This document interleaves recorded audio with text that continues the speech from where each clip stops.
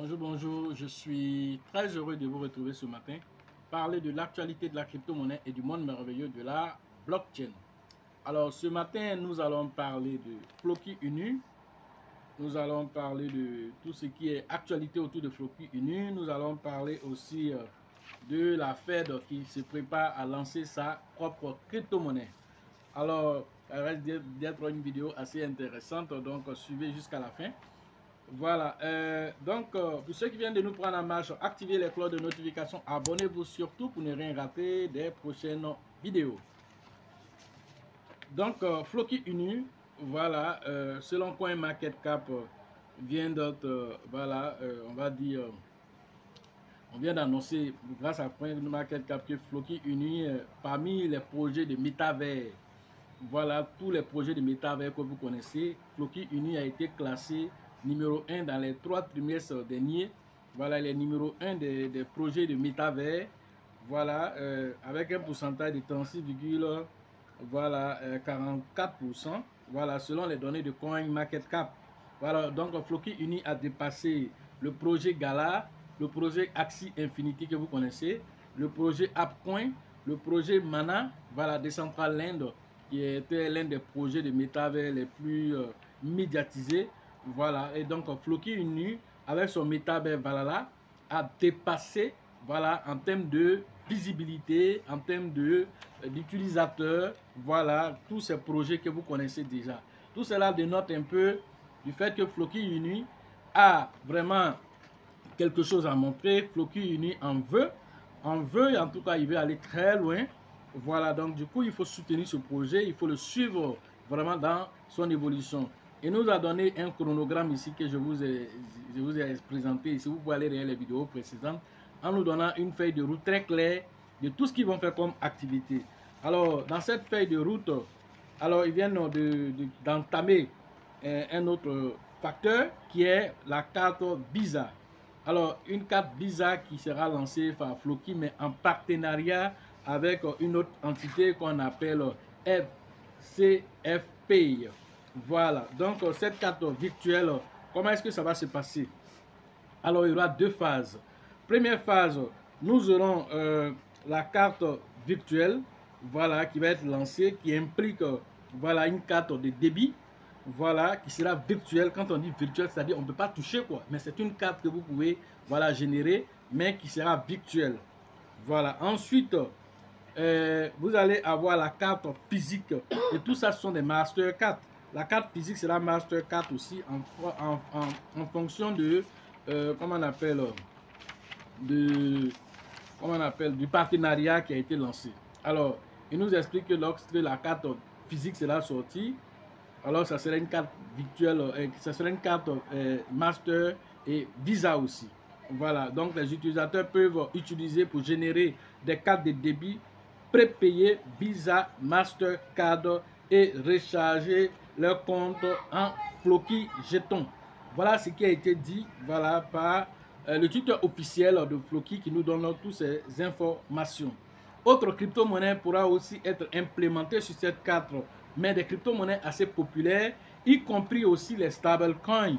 Voilà, pour éviter les fluctuations, ils vont aussi ajouter des stablecoins, mais ils n'ont pas dit quel stablecoin. Est-ce que c'est de l'USDT? Est-ce que c'est du BUSD? Est-ce que c'est du DAI? Alors, on n'en sait absolument rien, mais il y aura des stablecoins, y compris dans ce listing, voilà, sur la carte. Alors, tout ça, nous allons expliquer en détail pour donner notre commentaire là-dessus. Alors, les transactions quotidiennes autour de cette carte seront de 2500 $. Voilà, c'est-à-dire que les échanges que vous pouvez faire par jour sur la carte, c'est 2500 $, voilà, auprès des commerçants. Alors, la carte aussi va aussi générer aussi des frais. Ces frais-là, c'est 3,75% de frais, dont 1% pour les rachats pour la gravure. Alors, ça veut dire quoi? Lorsque vous allez partir interagir avec cette carte, qu'elle soit virtuelle ou physique, alors ils vont, comment on appelle, débiter de votre compte, voilà, 3,75% de frais. Voilà. Alors, c'est 3,75% de frais.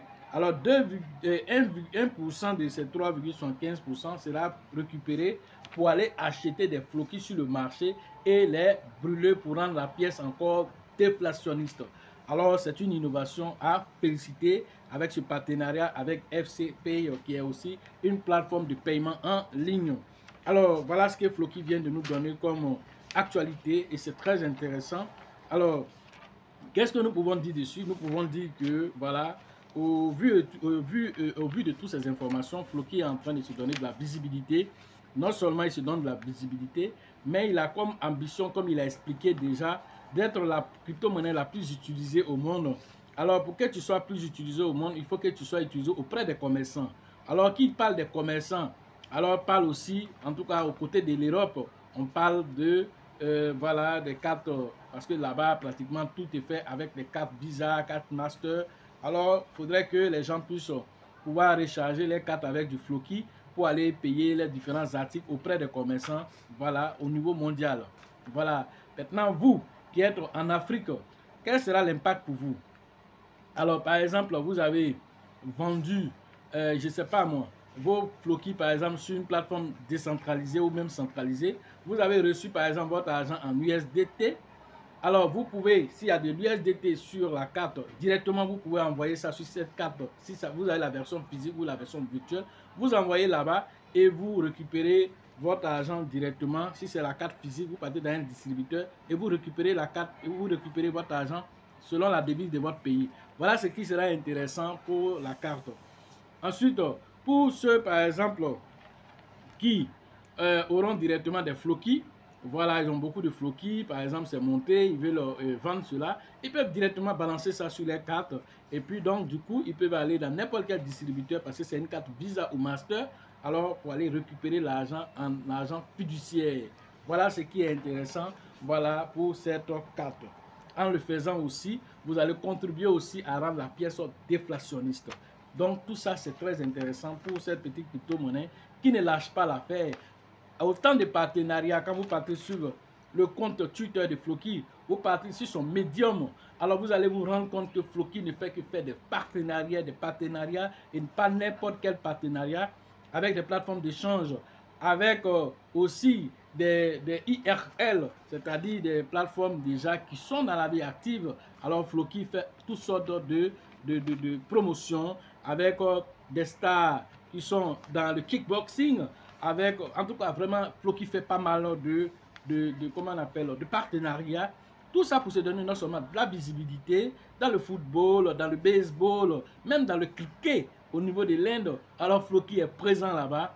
Tout ça pour se donner une grande visibilité, parce que ce sont des millions d'utilisateurs, alors qui sont aussi des fans de clubs, alors qui peuvent avoir accès à Floki en les voyant sur des stades. Tout ça, ça permet à ces utilisateurs d'être influencés par le subconscient.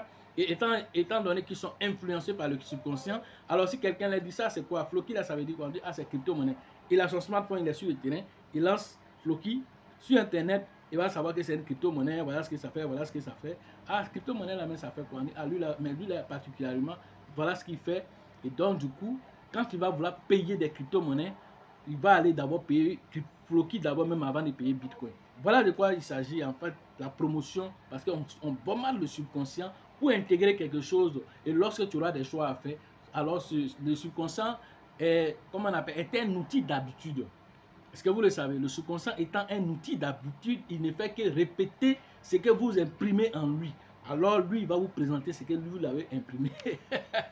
Alors je ne vais pas rentrer dans ces détails en profondeur ici. Ceux qui ont fait la formation dernière à Abidjan, alors ils en savent davantage sur cet aspect de la question, voilà, que j'ai développé en long et en large là-bas pour les informer de comment est-ce qu'ils doivent travailler et tout ça par rapport à l'argent, parce que on peut être millionnaire, voilà, on peut avoir des millions sans être millionnaire. Tout ça aussi, c'est des choses, voilà, que vous pouvez aussi comprendre à travers tout ça. Alors, parlons de l'autre actualité. L'autre actualité, il s'agit des États-Unis. Vous savez que les États-Unis ont juré de la perte des crypto-monnaies.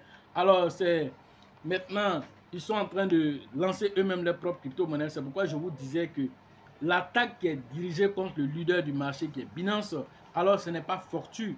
L'objectif derrière, c'est de le coucher. Si tu as couché le leader, là, tous les suiveurs du leader, là, tous ceux qui sont un, deuxième, troisième, là, quand tu vas dire passez ici, tu vas dire monsieur, on doit passer, on doit marcher comme ça, ou on doit marcher comme ça, il n'y a pas de problème. On va faire ça pour vous. Hein? Mais tu veux qu'on envoie les informations sur quel utilisateur? C'est quel utilisateur tu veux qu'on envoie ces informations? Ils vont surtout, même ce qu'on ne leur a pas demandé, ils vont faire tout ça pour être en règle. Parce qu'ils ont couché le leader devant lui. Donc c'est l'objectif qu'ils se sont donné. Alors Binance aussi ne veut pas leur rendre la tâche facile parce qu'ils ont des droits aussi. Comme les États-Unis, c'est un pays de droits. Alors vous avez vu avec le cas de voyageurs que Binance voulait acquérir. Alors la SEC qui allait, ou bien je ne sais pas, c'est la FDC qui allait se bloquer là-bas pour dire non, ils n'ont pas le droit d'acheter voyageurs, tant. On dit mais c'est sur quel motif il ne faut pas y avoir acheter voyageurs? Il ne peut pas acheter là, c'est pourquoi. Alors le juge a tranché en faveur de Binance. C'était une première victoire pour dire que le droit aussi là, c'est respecté aussi aux États-Unis. Alors, quelle que soit la SEC ou n'importe quelle structure voilà, qui surveille les marchés, qui va venir donner des informations, ça ne veut pas dire que c'est quitté dans le Coran, ou bien c'est quitté dans la Bible, ou bien dans la Torah. Ce n'est pas des gens qui sont forcément, qui disent la vérité. Voilà, ils disent toujours ce qui les arrange. Maintenant, comme il y a des juges pour aller trancher, alors le juge va regarder où est la vérité. Quand il va trouver que ce qu'ils sont en train de faire, ils sont en train d'abuser de leur position, alors le juge va trancher en faveur de ces exchanges. Mais seulement que les exchanges doivent se mettre en règle. Quand tu travailles dans un pays, tu te mets dans les règles du pays. Et si tu as fait aussi, comme Binance l'a fait, en les aidant même à bloquer même le compte de certaines personnes qu'ils ont jugé pour eux dangereux, alors quelqu'un qui fait ça, c'est qu'il collabore avec vous. S'il collabore avec vous, vous aussi, vous devez aussi l'aider aussi à atteindre ses objectifs sans toutefois le nuire et de nuire aussi ses utilisateurs. Voilà aujourd'hui la Chine qui était réfractaire aux crypto-monnaies. Cette Chine-là aujourd'hui appelle les entreprises de crypto-monnaies à venir là-bas. Pourquoi? On dit ton ennemi est mon ami. C'est ce que la Chine est en train d'appliquer ici. Comme toi, tu as jugé que les crypto-monnaies sont tes ennemis, alors comme toi-même et la Chine maintenant, vous êtes ennemis, alors l'ennemi de mon ennemi devient mon ami. Voilà de quoi il s'agit. C'est cette technique très simple que la Chine est en train d'appliquer en appelant toutes les entreprises de crypto-monnaies pour aller vers eux là-bas. Voilà des choses. Donc, qu'est-ce que la Fed veut faire? C'est lancer cette crypto-monnaie qu'on appelle, voilà, ils appellent ça une monnaie virtuelle qu'on appelle la Fed Now. Alors, Fed Now là, comment est-ce que ça va se passer? Quelles seront ses implications dans le quotidien? Qu'est-ce qu'ils vont faire? Qu'est-ce qu'ils vont apporter de nouveau? Alors, dans la prochaine vidéo, nous allons rentrer dans tous ces détails. Mais vous savez déjà que c'est prévu pour être lancé en juillet prochain, comme l'avait annoncé, voilà, Baladi, pour dire qu'il sait quand il parle. Baladi, quand il dit un bitcoin à $1 million dans 3 mois, alors il sait pourquoi il dit ça. Voilà, il nous avait déjà dit que bientôt, voilà, la Fed, voilà, ils allaient lancer les propres crypto-monnaies. Voilà, c'est déjà, la date même a été déjà donnée, c'est en juillet prochain que cela va être. C'est une annonce officielle qui a donné cette information depuis mars.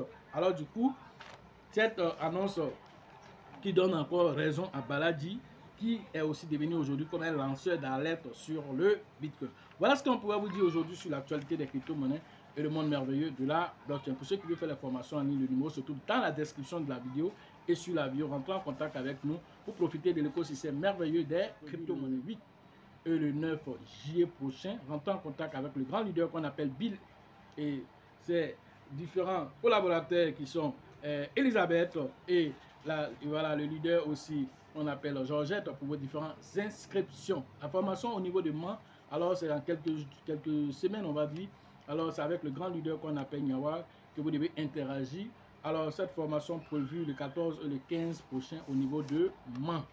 La formation au niveau de Gagnoua c'est prévu le 27 et le 28. Voilà, le 27 et le 28 mai prochain. Entrez en contact avec le grand leader qu'on appelle voilà, Diomandé pour vos différentes inscriptions. La formation au niveau d'Abengourou, voilà, cette formation elle est prévue pour la date du 28 et du 29 juillet prochain. Entrez en contact avec le grand leader qu'on appelle Yapi pour vos différentes inscriptions. La formation au niveau voilà, de Korogo qui vient d'arriver dans la liste aussi.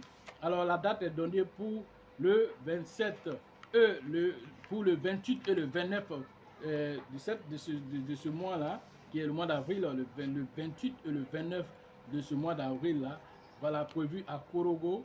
Voilà, donc rentrez en contact avec le grand leader qu'on appelle Pone, le numéro se trouve dans la description de la vidéo, voilà, pour pouvoir vous inscrire et que aussi le Grand Nord puisse aussi connaître les différentes informations, profiter des différentes informations, que nous puissions aussi, au bout prochain aussi, dire que voilà, à Korogo aussi, nous avons aussi des millionnaires en crypto-monnaie. Sachez toujours que la chance accorde et accordera toujours ses faveurs aux esprits avertis et aux esprits entreprenants. Et si vous pensez que la formation coûte cher, je vous en prie, essayez l'ignorance. À la prochaine.